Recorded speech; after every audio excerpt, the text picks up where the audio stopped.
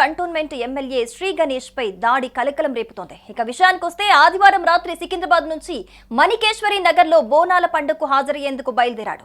ఈ క్రమంలోనే తార్నాకలోని RTC hospital సమీపంలో వాహనంపై దూసుకు వచ్చిన సుమారు 50 మంది దుండగులు ఎమ్మెల్యేపై దాడికి పాల్పడినట్లుగా వార్తలు వినిపిస్తున్నాయి. ఈ క్రమంలోనే అలర్ట్ అయి అడ్డుకోబోయిన గన్మెన్ల చేతిలో నుంచి వెపన్స్ లాక్కోవటానికి ప్రయత్నించినట్లుగా సమాచారం.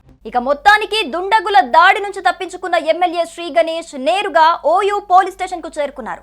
అనంతరం నాపై కొందరు దుండగులు దాడి చేశారంటూ పోలీసులకు ఫిర్యాదు చేశారు.